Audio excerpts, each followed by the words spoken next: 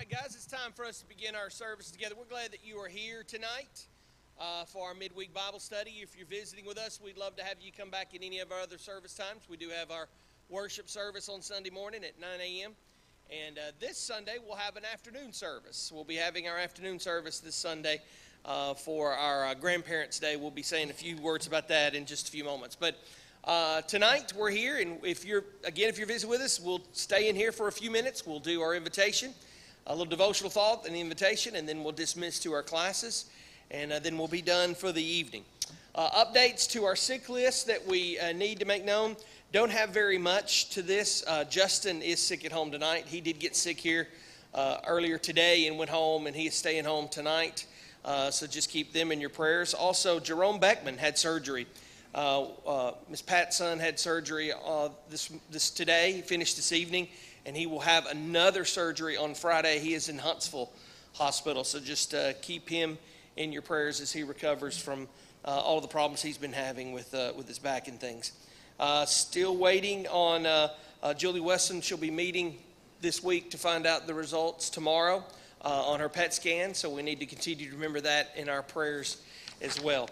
Other announcements we've got, as I mentioned, this Sunday is a big day for us. We do have our Grandparents' Day scheduled, so we will have our normal service on Sunday morning, and then we'll break for lunch. You go off on your own for lunch, and then we'll be coming back here at that afternoon, early afternoon, around 1 o'clock, I think it is.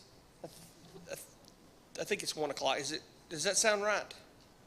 1 o'clock. All right, we'll make it so. 1 o'clock on Sunday afternoon for our afternoon service, and we'll have a brief devotional with that, and then we'll be honoring our grandparents. We've got some special things planned for our grandparents, so make sure you invite your grandparents or have your kids invite them and to be here with them, and we can celebrate them being with us. Also on Saturday, youth events, Justin wanted me to announce that the tailgate party's still on. It is scheduled for 11 a.m. on Saturday to 4. There's sign-up sheets on the back there on those doors. Please, parents, if you can, sign up for that to help us out with the food. And anyone else that would like to help out, we sure would appreciate it for that as well. Like I said, that's all. There's not a lot of announcements, which is it's a good thing. It's a good thing for me. So for our service tonight, John's got our song service. Nathan Lambert's going to lead us in our closing prayer that will dismiss us to our classes, and then we'll head on out. Let's all stand for our first song.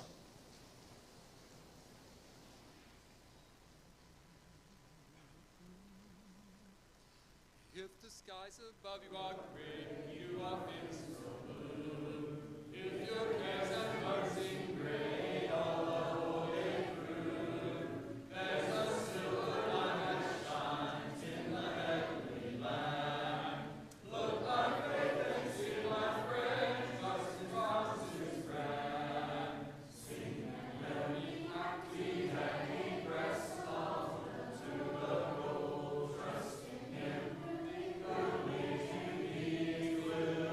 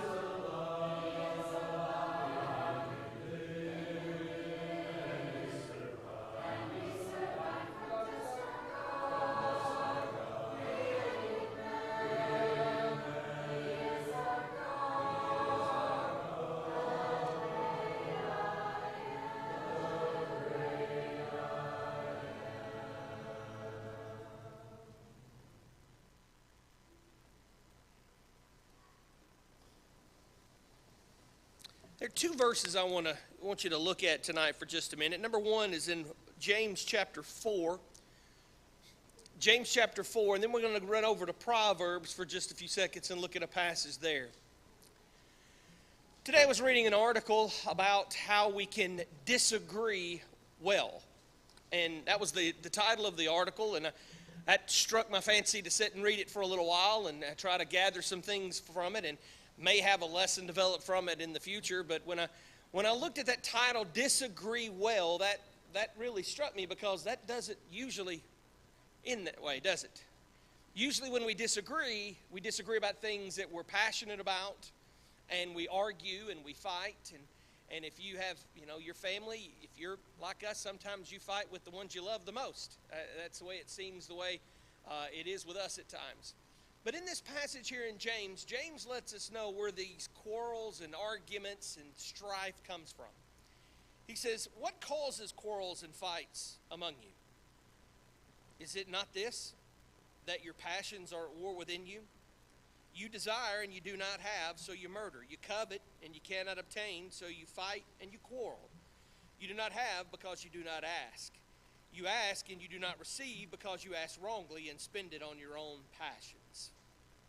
All of the fights that we have, disagreements that we have, no matter what they're about, they're usually all about the passions that are swelling up within us. And a lot of times when we fight, the goal shouldn't be, but it is, to prove ourselves right and the other person wrong. That typically is how we want to end the argument. We want to prove that we're right and the other person is wrong. Well, in this article, this lady, this counselor, she's a licensed counselor, she points out this passage here in Proverbs Chapter 18, and I want to share that with you just a second because I'd never noticed it before. In Proverbs 18, let's read 17 and 18. The one who states his case first seems right until the other comes and examines him. The lot puts an end to quarrels and decides between powerful contenders. Now you might read that and think, what does that have to do with anything? When you look at the very first part of that verse, verse 17, the one who states his case, he first seems right, but then another comes in and examines him, cross-examines him, and tries to prove him wrong for the case that he's trying to prove. But then he says here, the lot puts an end to quarrels.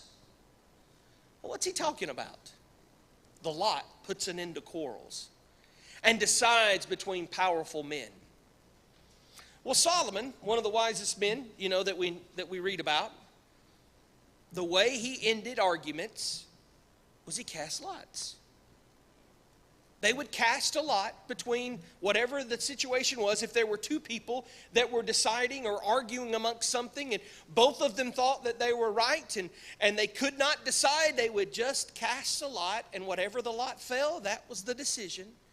The decision had been made because it was much better to cast lots than to quarrel. Listen to that for just a second. It's much better to cast lots than to quarrel. We are going to disagree with each other. We're going to have arguments with each other, even the people we love the most. Sometimes those arguments can get out of hand. Sometimes we say things that we later regret. When you get into those arguments, and your voice, talking to myself, your voice begins to get a little higher pitch and louder. You begin to be more dominant, trying to prove yourself right. Think about King Solomon for just a moment and saying, okay, hold up. We're just going to flip a coin. It's not about who's right or wrong here. It's just about let's end this.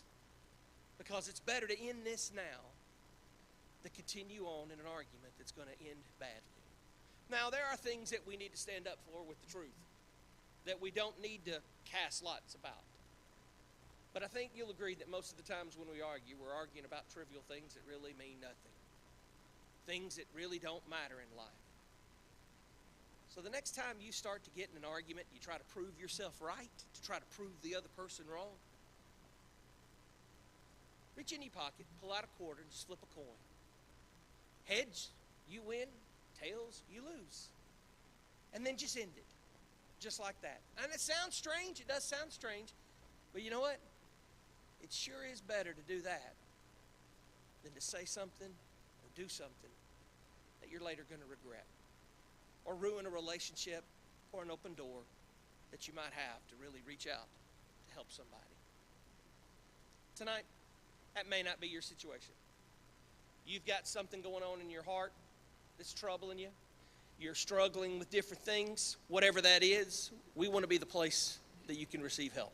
We want to be the church that is concerned about you. We're concerned about our Lord. We're concerned about what He means for us, but He means for us to help others and to meet the needs of others. That's what our theme for this month is to being more awakened to the needs of other people. So tonight, if you have a need, we want to be open to it, and we want to help you fix it. If you've got a quarrel that you've been going on trying to prove yourself right in an argument and a fight, let's just cast that lot. Let's end this argument and decide between the contenders. But whatever you need, the Lord's here, Jesus is here, the blood is here, and you can receive your forgiveness if you're willing to accept it.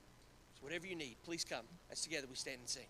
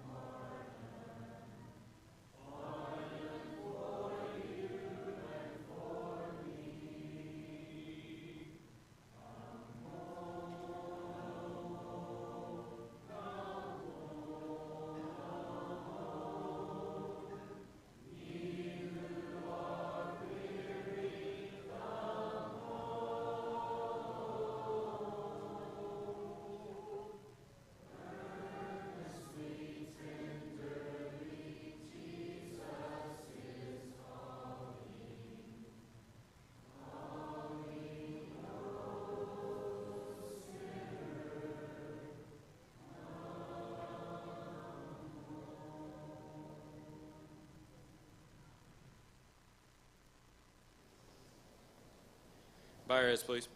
Dear Heavenly Father, thank you for this day that you've given us, another chance to be with you. We're going to pray for the ones that are sick, pray for the ones that are on the sick list right now. Hopefully you can put your healing hand upon them. We want to pray for the ones that are fighting. maybe you can help them come back safe. And as we depart here, we want to pray that we can make it back home safe, and as we go through this week, we can be a shining light to others. We want to thank you for the blessings, but most of all, thank you for sending your Son, Jesus Christ, on the cross for our sins. In Jesus' name we pray, amen.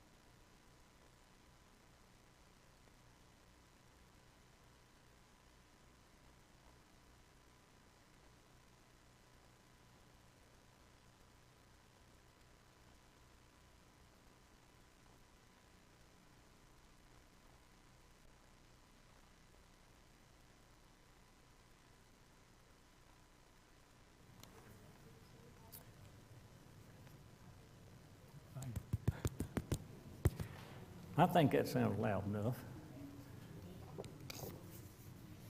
And that's all. That's good. Anyone needs a lesson from last week? I think we just started last week. This is Be Strong in the Lord. Y'all got one of those?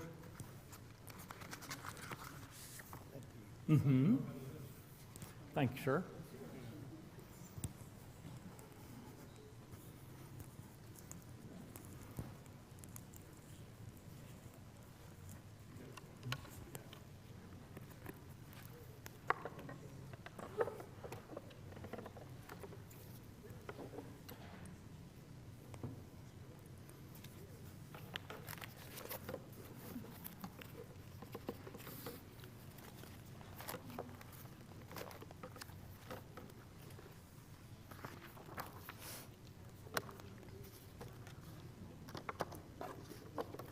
As I mentioned last week, this is our final lesson in the book, The Glory of God, and kind of decided, I think, to go with the Ten Commandments. This is another one of the books in the series that they've made, and I thought that might be good to look at. There's a lot more there than we think, and the Ten Commandments most certainly hadn't gone out of vogue, so we might need to think about that for a while. We're on page 95 if you have your handout, and the thing that we want to start with, if you go back up to the second paragraph where it says the first God-given resource is strength. We know that there are many things that we have to handle in this life, and the next couple of pages are going to talk about the sword of the Spirit and all of that, the armor of God. And so it says here, as Ephesians 6:10 says, finally be strong in the Lord and the strength of his might. That is, we have struggles, there's no doubt about that. And as Christians, we have the privilege of calling on God and asking him to help us by strengthening us. And sometimes we forget about that kind of thing. We know our struggle is not against earthly foes necessarily. We have people on the earth that we have to maybe deal with in that way. But he's talking here specifically about our faith being insufficient to fight the devil and his schemes. It says victory is won through God's mighty power, Ephesians 6:12. So we want to be strong in the Lord. And it says here that in the English Standard Version, that be strong occurs 34 times in that book, and that's Old and New Testaments. 31 of these times, it's about God strengthening his people for faithfulness. God never gives a task without providing the strength to accomplish it. We sometimes forget that. You know, if God gives us something to do, really regardless of what it is, he will provide for us the strength to do that. It's in 1 Corinthians, can't remember exactly the verse, but it says that with every temptation comes a way of escape. We kind of look at it like this. We say when the devil closes the door, that God will open a window. There's going to be some way out of it. Now, that doesn't mean that it's going to be easy. It may not be what we want to do, but there's going to be a way of escape. And we know that Satan's scheming is keeping us from enjoying our life in Christ if we don't have a way to overpower that. And of course, we do. It says that, what is stand at Joshua? Consider Joshua's example. Joshua was probably given one of the hardest jobs that ever has come in the pages of the Bible for someone who is trying to lead. And we know that he was coming up to be the leader when Moses passes away. Moses did in fact pass away, and that meant that someone had to follow up. And Joshua had been Moses' understudy, it says here, for a long, long time. And therefore he knew that it was coming, but he didn't know exactly when it was going to be given to him. He says, in Deuteronomy, the Lord commanded Moses 3 times to strengthen Joshua for the task overtaking the promised land and leading Israel. They had to take over the promised land. And it wasn't going to be that God just says, it's yours. But in a way he did. but he left it up to them to take it. They were going to have to go in there, and they were going to be given strength by God. They were going to be given help by God. But they were going to have to take these cities, these things that they wanted, and of course that was going to be something that Joshua was going to have to help these people do, to lead these people in doing what was necessary to overtake them. The previous generation had failed to enter the Canaanite land because they were afraid of what was there and the people that were there, opposition strength. You know, this is the time of the 12 spies. They went in to see what was there, and they found that it was wonderful, it's a great place. But they came back, 10 of them came back and said, you know, we're too weak. We can't take over these people. Not even with the understanding that God's on our side. This is something God wants us to do, so he's going to help us get through that. He says that they said, 10 of them said, we cannot attack these people. They are stronger than we are. It says, in leading the next generation, the Lord knew Joshua would have his mighty power, or they too would fall prey to this temptation. A temptation of just saying we can't do it. And that sometimes is not necessarily what they're trying to say. These people may not have been trying to say, we can't do it, but maybe we don't want to do it. We can stay on this side or the other side. It didn't really matter with them, but God was providing for them. They were not in a city. They were, still in their tents. But he's wanting them to go and get these cities that had walls and homes and all of these things that they were going to win, not having to really work for them, not have to build themselves, but they were going to have to get they're going to have to overcome these people. It says, he said to Joshua, only be strong and courageous, be very careful to do according to all the law that Moses, my servant, commanded you. And we know that was the key, that was the big key, that God had stayed with these Israelites through everything that they had gone through, from leaving Egypt and coming into the Promised Land, and then going and wanting to get on into the place where they could call their own. So it says to be strong and courageous. That's what was going to have to happen. With God's help, Israel settled the Promised Land, and the Israelites served the Lord all the days of Joshua. Now, that's wonderful. That was something that happened. Joshua kept his promise, his mission, or whatever you want to call it, to keep the people with God while he was alive. And he did that. And that's wonderful. But then it says that he also, not only through his lifetime did they serve the Lord, but in the lifetime of Joshua and the elders who outlived him.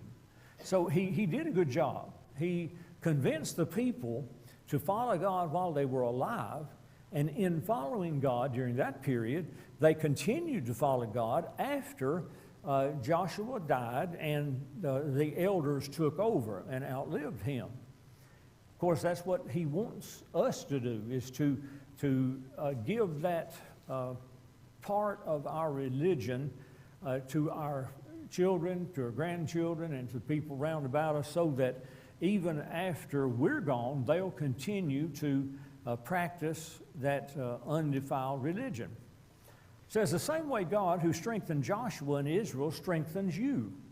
Sometimes I think we forget that, that we don't really think that God is going to care for us, strengthen us, whatever you might want to call it, but we want him to, but we're not sure he's going to. It says, your task is not overtaking a land with fortified cities and large armies.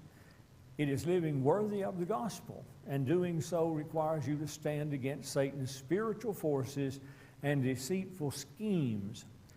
Now, our author here wants to talk about this word schemes. If you read Ephesians chapter 4, verse 14, the American Standard Version says scheme. There are other ones that he gives note to. He says Ephesians 6:11 is derived from a methoda, which refers to crafty scheming with the intent to deceive. Now, this is what the devil is doing.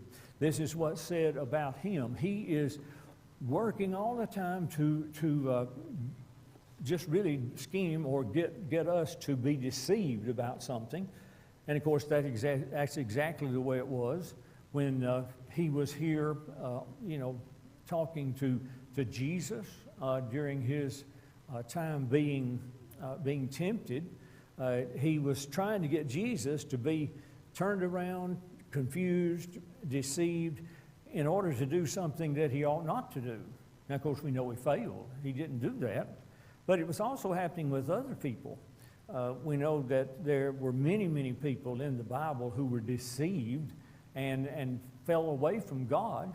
I know the New Testament talks about Demas, and he said he has forsaken me.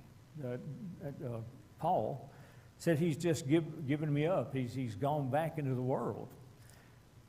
Here it also mentions that scheme is one word. Then in the Holman Christian Standard Bible, he uses tactics. And we know that we've been warned about that we have been warned about the wiles of the devil. And that again is what comes into this. Strategies, New Living Testament says that. The King James, which is probably the one that's most read, is wiles. And this thing about wiles is that it helps us to see that the devil has a plan to tempt us, to get us to do things that are wrong, to follow after our sinful desires.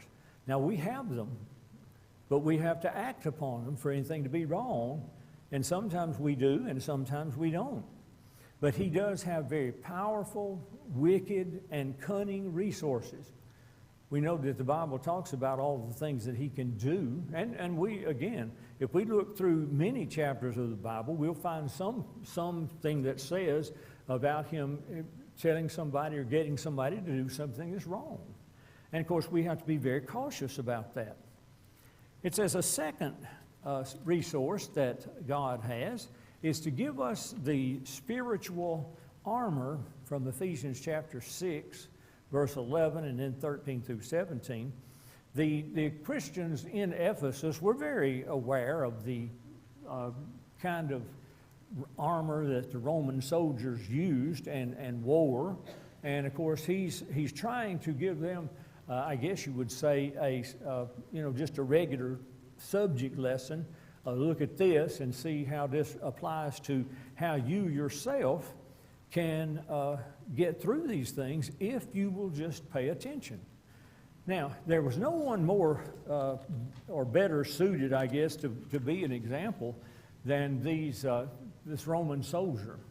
The Roman soldier was one who was fortified with his armor and everything that he had, and he knew how to use it. He was very well trained, and it was because of his well training and his unity with the rest of the soldiers that got them to be really the conquerors of the world.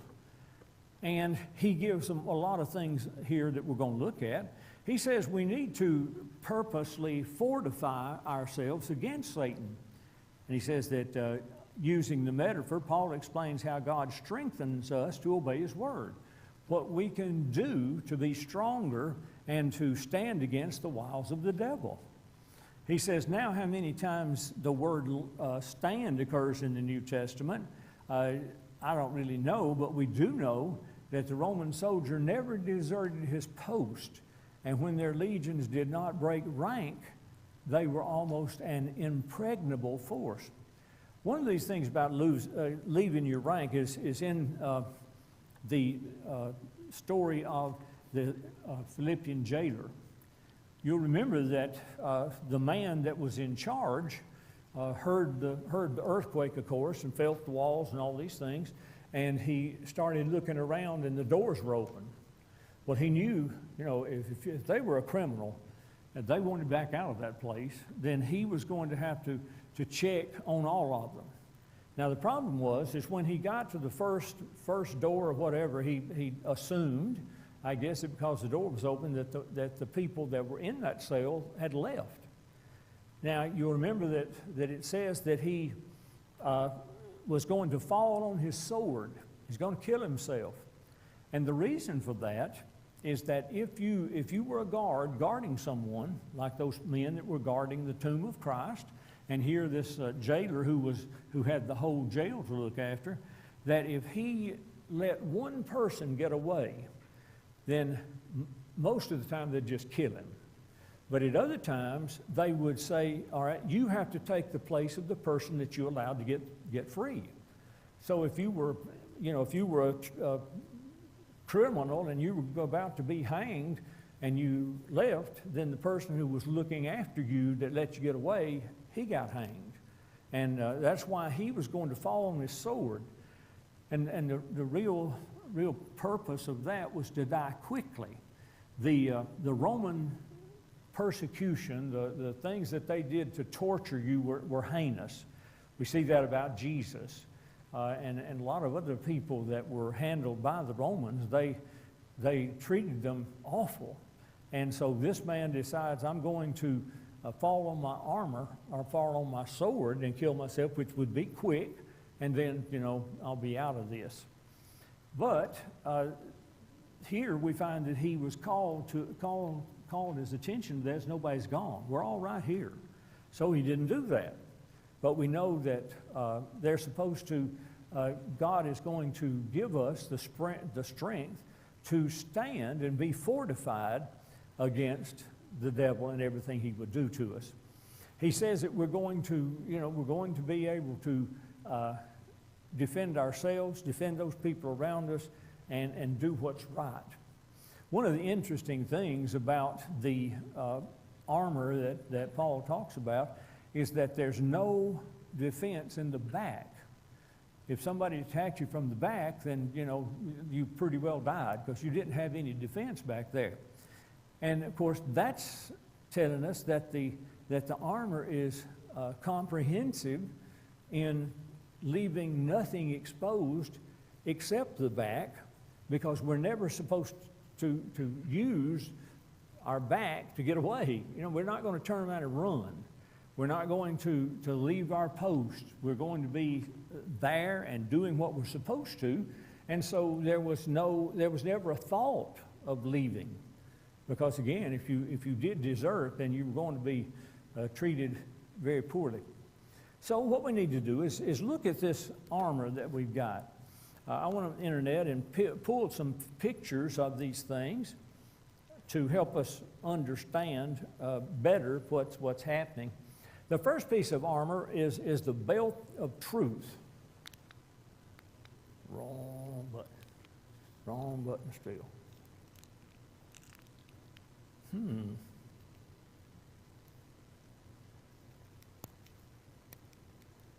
Well, here we go. Oh, well. There it is. The Roman army. Now, some of these things, some of the pictures you see, all of the armor was not alike. Your rank gave you a little bit better armor, and most of the time, I think that they pretty much paid for it themselves. So when you see something that looks pretty fancy, then you'll know, hey, that's going to be with somebody that's of rank. So we start off with the belt. The belt of truth. Now, what you see here in all of these, it was a belt, but it's not a belt like we think about. The belt had these, and this ain't going to show up there, but these things that hang down. Now, on the guy on the right over there, they're leather straps, and on the bottom of them, they've got metal work. Now, if someone hit you with a sword crosswise of that thing, it might hurt, but it probably wouldn't kill you. Then we notice in the middle, that's just another rendering of that belt. And that particular belt was not only used to hold these things for protection, but held the things that the soldier needed.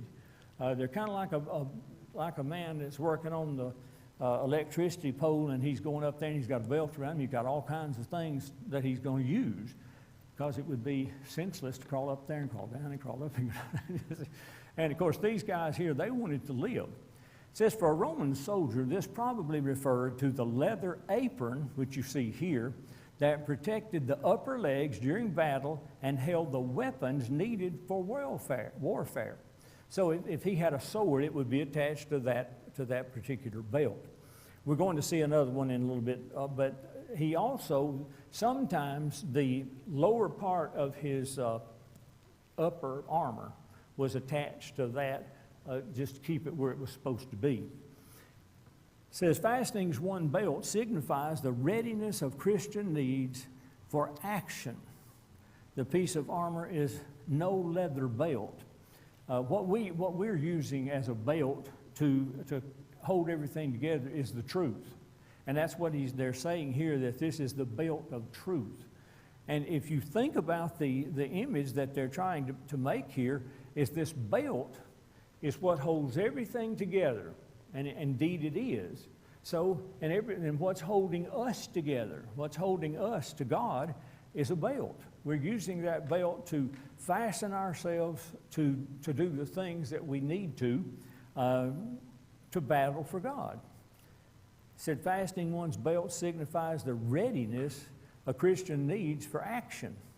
The piece of armor is no leather belt. Instead, it describes the truth. The truth holds everything together in the foundation of faith. You know, and that's it. We more than needing to keep ourselves together, or maybe just as much, we need to hold ourselves together with each other. So, and it says, you know, like it says, these army soldiers were marching in close ranks and keeping together, and it was hard to do anything. You know, it's hard to get through them. And so they got this. This truth holds everything together. In Romans 10:17, which we state a lot, it says, so faith cometh by hearing, and hearing from the word of Christ. So we've got that truth there, the things that Christ wants us to have, that's faith, and that's going to hold us all together and hold us to God. It says when you submit to it, the truth of God, you are in agreement with God's revelation. A Christian's life is to be a pillar and a buttress of truth. So that's what this faith, that's what this belt does. It's holding everything together that you can fight and not have to look for something. It's going to be there. Okay, that's the belt. All right, next we have the breastplate of righteousness. The breastplate itself, as you can see here, was something that protected the vital organs of the soldier. Now, the one on the left is kind of fancy, but I want you to notice that at the bottom of that you can see those leather straps that was actually on the belt and was holding on there. Now, the one on the left is one that's good, but it's not as good as the one that's on the right. They would have these things molded, and of course you don't mold, you know, a beer belly or something like that. They always have a whole lot of muscles on these things. And I don't know if that's just to scare the guy that's outside wanting inside, but that one over there is real fancy.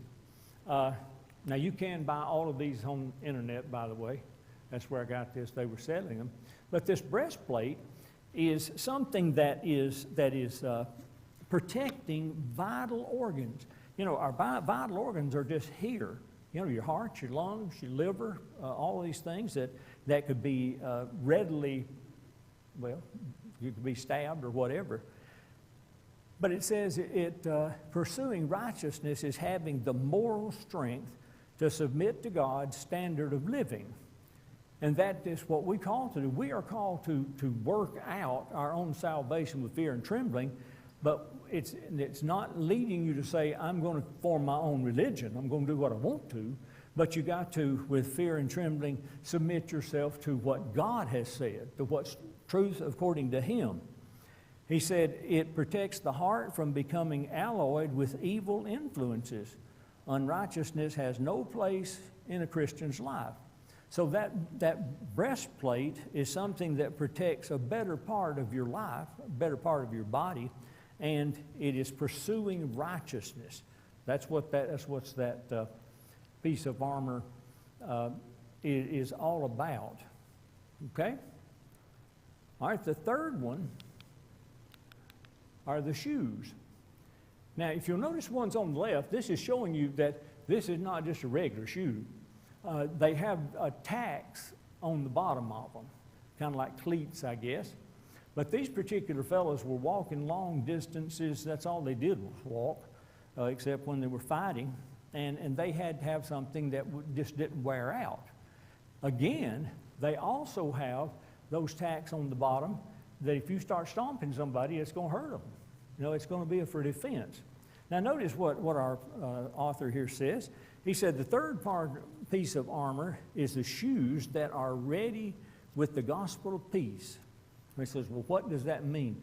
And I have checked a lot of commentaries, and generally there's not two of them that really come close to telling you the same thing.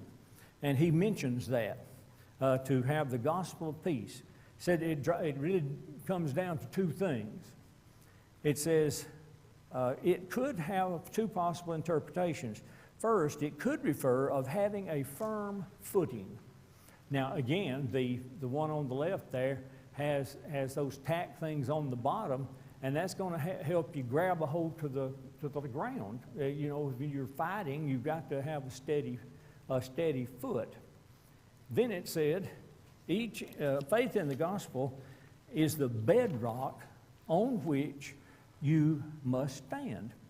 So we know that in Matthew chapter 7, verses 24 through 27, says, there everyone who hears these words of mine and acts on them may be compared to a wise man who built his house on a rock.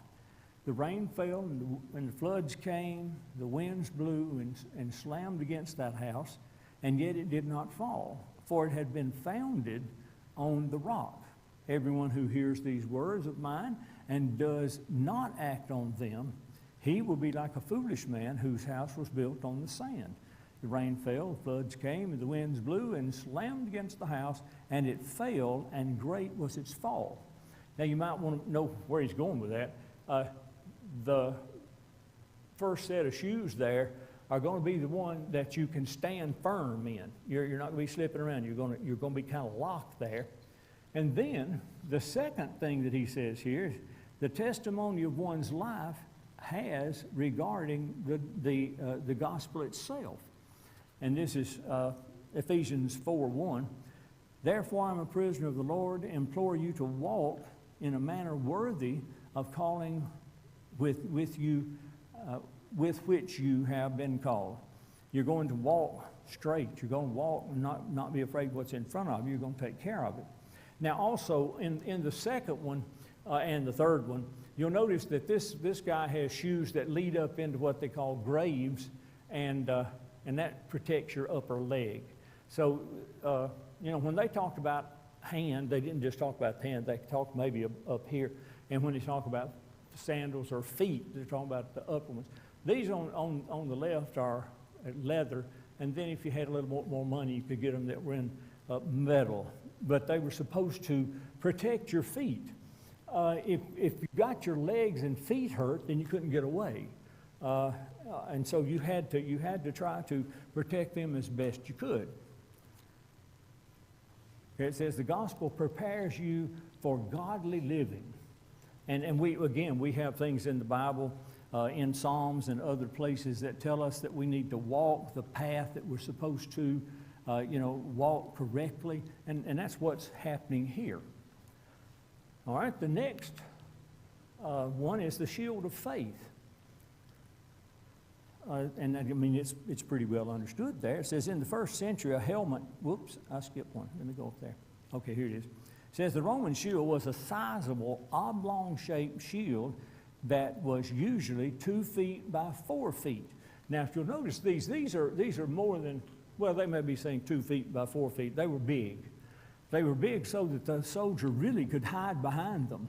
If they had a flurry of arrows, then the whole idea was to get that helmet, get that up here where they're going to hit the shield instead of you. Some of their shields were made of wood. Most of the time, though, metal was the preferred thing to do. Said the wood, you could cover it with leather. It said the soldiers dipped it in water so as to extinguish arrows that were coming in with flames on them. You wouldn't have to worry about that with these kinds of shields. And you'll notice over here on the one on the right that it's got the thing that holds the shield onto your generally left hand, left arm, because most of people were right-handed. And you are going to trust in that shield to protect you against the fiery darts of the devil. And it was going to keep you from running into people that were going to do you harm. It said, like the shield, faith protects us when we walk by it.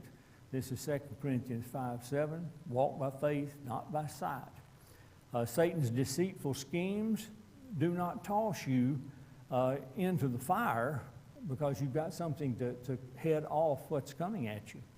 So what we're going to do is we're going to trust steadfastly in love of grace and mercy of God and seek to live to teach His Word.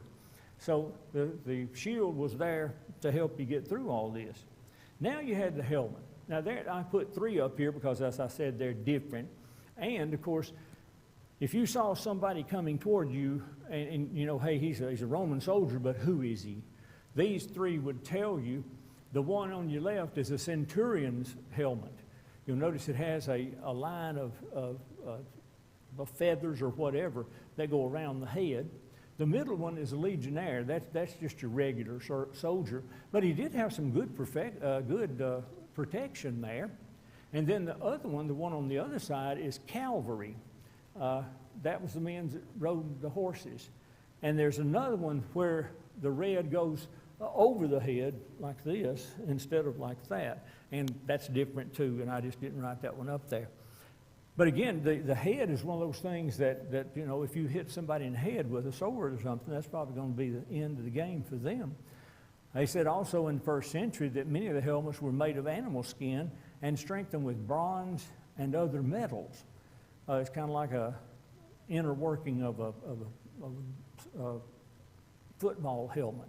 You know, you got the webbing in here and then the football helmet's up there. But the idea was that they were going to protect their heads. It says it had a horsehair crest at the top, and it had a visor that protected the face. And the middle one there, those things that come around here would come around and protect your face, and you could still see. Of course, you needed to see. Said it had our salvation provides hope for the future. It also provides confidence for today. The Scriptures repeatedly give assurance of the forgiveness and victory over sin. And they have several listed there. I'll just look at Acts 22:16. It says, now, why do you delay? Get up and be baptized and wash away your sins, calling on the name of the Lord. That's the baptism of Saul or Paul. And he did that, and it was from his head. And what I mean by that is he did not become a baptized believer and member of the Lord's church because it was some fancy, because it was something that he just decided it was good to do. He thought about this. He came to a decision. You remember he went on into Damascus, and he said, was it 3 days that he stayed there blind? And he prayed. He was thinking about, what am I going to do? And of course, this comes from your head. And that thing is the thing there. Okay, we'll go ahead and look at the other things there next week. Thank you so much for being here.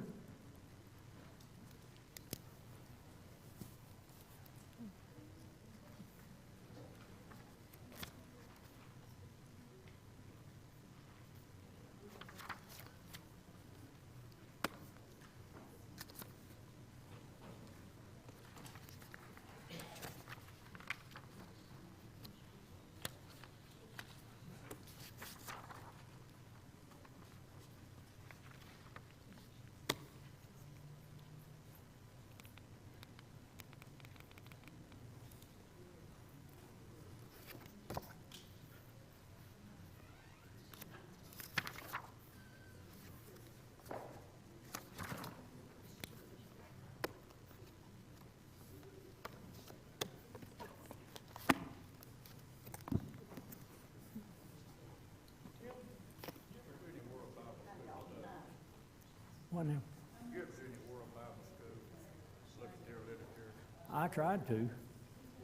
I wrote in, got hooked up. They gave me 4 students, and I never heard enough thing. Aside from the student part of it, Yeah. I forget just where it said on their site, they have some excellent lessons.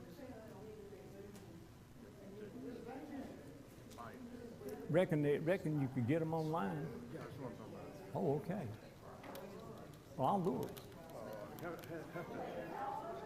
Gosh, I can't, it's been 4 years since I looked at it. Wait. You have to He's dig gonna to help get him. to 'em. I'll look for that. Get to them, but I don't know why I even thought about them. You just mentioned something about the things to do. Yeah. But they had a series, 10 lessons on about 3 or 4 different things.